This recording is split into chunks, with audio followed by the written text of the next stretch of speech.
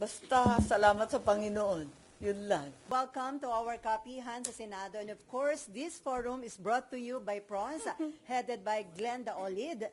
And our guest for today is the one who voted with resounding yes doon sa motion to archive the impeachment, articles of impeachment against Vice President Sara Duterte. And formerly chairman of 5 committees, pero ngayon 3 committee na lamang.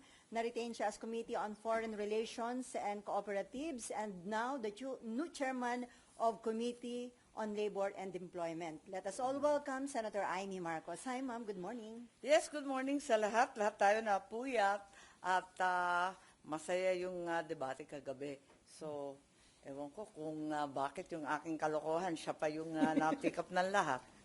Pero pagkaganda-ganda, I couldn't really improve on the extraordinary expose and explanation of our Senate President. So I felt I need to talk about the monster in the room. Okay. Okay. Ma'am, una nga, dahil medyo controversial yung inyong naging explanation of votes, parang sabi ng mga taga-kamara, niyurakan nyo daw yung House of Representatives dun sa inyong explanation of votes. Dead man turo ng nanay ko dyan eh. Siyempre, as expected, wala akong nirururakan. Ano? Sabi ko nga, suggestion lang naman to, kayo magalit at wala namang pinipilit at sinasuggest ko lang. Total, panay flex ng ilan na impeach sino, impeach dyan. Ako, di ganyan, wag pakialaman ang mga pinili ng taong bayan, yung kaya na lang nila, kaya nasabi ko yun. Mm-hmm. So, ma'am, yung sinabi niyong dambuhalang sanggol at bonjing, you are referring to whom? Pambira naman kayo, yung punchline, ipapaliwanag pa. Hindi na nakakatawa yun. And then may panawagan kay ma'am, may suggestion na palitan ang House Speaker sa halip na palitan si BP Sara na binoto ng marami nating kababayan. Ano ho yun? Dahil may nakuha kayong feedback na gusto ng palitan si Speaker. Matindi yung ugong eh, pero maraming nag-iintay ng bus-bus, di ba? Nung araw ng SONA, maraming nag-aabang. Nababalitaan ko rin yung mga umaalma. Mahal ko ang Kongreso, mahal ko mga kongresista. Yan ang institusyon na pinagsilbihan ko ng pinakamatagal na panahon. Labis-labis nga ang ibinigay kong taon dyan, 12. Bago pa nag-1986, nandyan na ako. Tanda ko na eh. Kaya, ang pagkaalam ko, ang trabaho ng kada kongresista ay pagsilbihan ng kanyang distrito o sektor. Bakit ngayon na iiba yata? Sayang naman, marami namang mahusay na kongresista, talagang nakatutok sa kanilang distrito, tumutulong sa tao, abala sa flood control.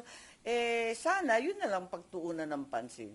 So, ma'am, marami kayo nakausap from the House of Representatives saying na gusto na nilang palitan ang House leadership? Maraming abangers, di ba? Sino ba nagsabi nun? Maraming nag-iintay. Pero hindi dumating. Ang bas-bas, yun ang problema. Bas-bas from the palace? Alam niyo, nagbibiruan nga kami dito sa Senado, 24 different republics sa Kongreso. Talaga namang kung minsan, ang sabi nga nung isang matandang kongresista sa akin, marami kami rito, lahat bumuboto. Pero ang tanging botong inaantay ay yung boto ng Malacanang. Siyempre. So, walang naging bas-bas. So, yung ba, inabangan noong opening ng session? Yun ang dinig ko, hindi ko alam.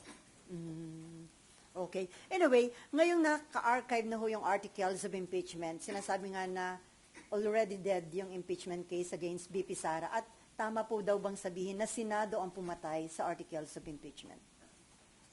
Well, we archived it, that's for sure. Pero maliwanag naman sa sentimiento ng lahat kung ano yung utos ng Korte Suprema, masusunod. Kung may himala na mangyari at mag-reverse ang 13 justices, talaga naman susunod din kami doon. So it means kahit naka-archive, mabubuhay pa yun. Pero another motion daw yun, ma'am. Another botohan para buhayin? ko alam. Hindi ko alam. Dahil ako hindi ako naniniwala mangyayari yun eh. Kasi sinasabi nga, antayin yung 3 TRO, yung 3 MR, tapos yung TRO. Palagay ko, Malabo na yun. malabo na yun. Magti-TRO ba naman,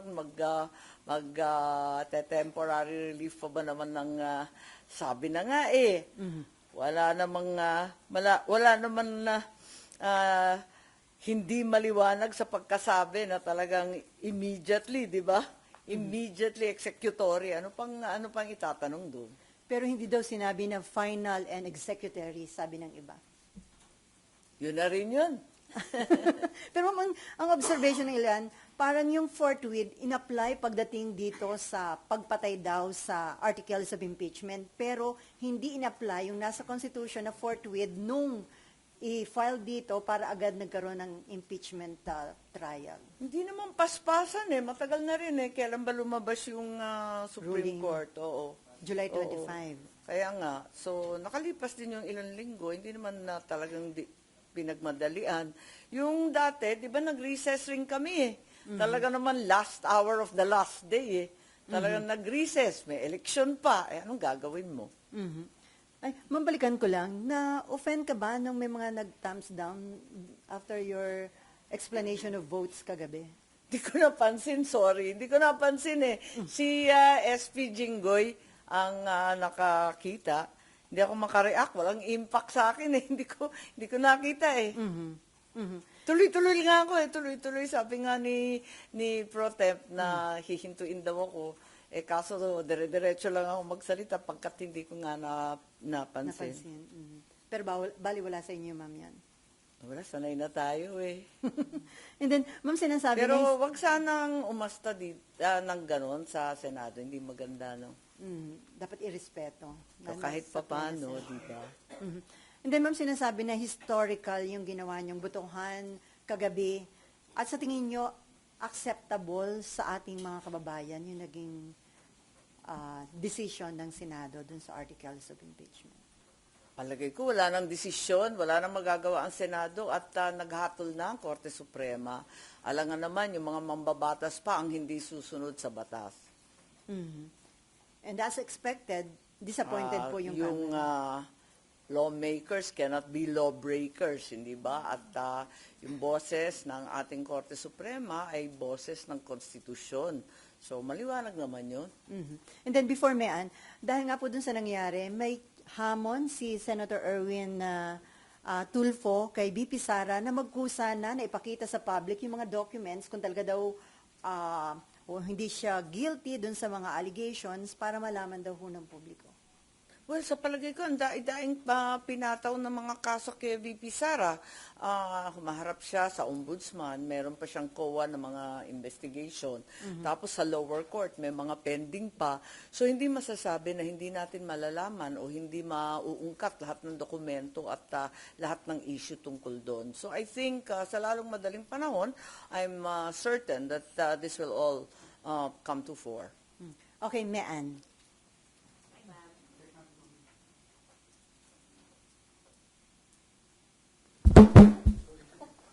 Mic drop.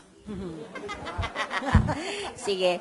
Ma'am, yung kahapon lang was supposed to be an explanation of vote. Bakit po kasama dun sa inyong statement yung sinasabing parang attack daw kay Speaker or attack sa House? Bakit yun naisip na kasama dapat sa explanation of vote nyo yun?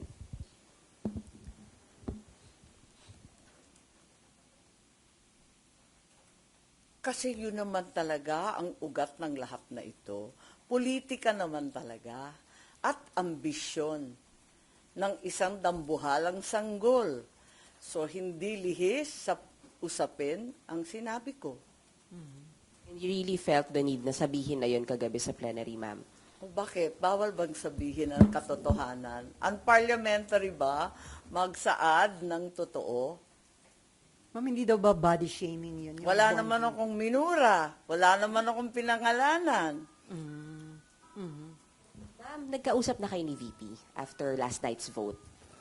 Text-text lang. Nagpapadala ng biblical quotation. Sino po nagpadala? Si VP. Mahilig yung magpadala ng Biblia eh. Did she say thank you sa nangyari kagabi? What, maybe you know anything about the conversation po? Basta salamat sa Panginoon. Yun lang. Last on me. Ma'am, sinasabi po ng ilang justices, sila Justice Ascuna po, better daw yung ginawa niyong archiving kasi pwedeng-pwede talaga daw buhayin yung impeachment case once mag-reverse yung SC. Kesa daw Tama. dinismiss niyo. Oo, sang-ayon po ako sa opinion ni Justice Ascuna na maaring buhayin, hindi yung nakatenga na hinihiling ng minority na nakatable. Maliwanag naman ang sinabi ni SP Cheese, na yung archive, kahit sinasabi nung iba na ni minsan hindi pa nangyayari na binuhay muli, pwede, theoretically, pwedeng buhayin yan. At pwede rin naman magkaroon ng bagong resolusyon kapag may bagong hatol ang ating Korte Suprema. Hindi na mga pinagbabawal.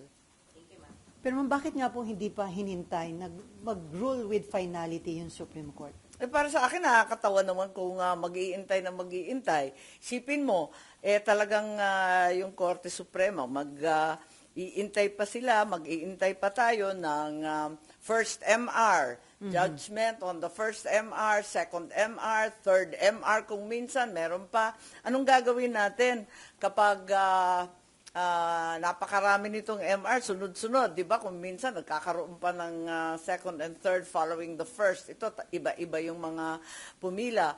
Anong gagawin kapag nag-MR din si VP Sara? Aantayin na naman natin. Aabutin na tayo ng February 6 at wala akong kaduda-duda na by February 6, 2026, may pipila ng panibagong impeachment. So, hintayin na lang yun. Aabutin na yan dahil kulang sa 6 na buwan, di ba? Andyan na.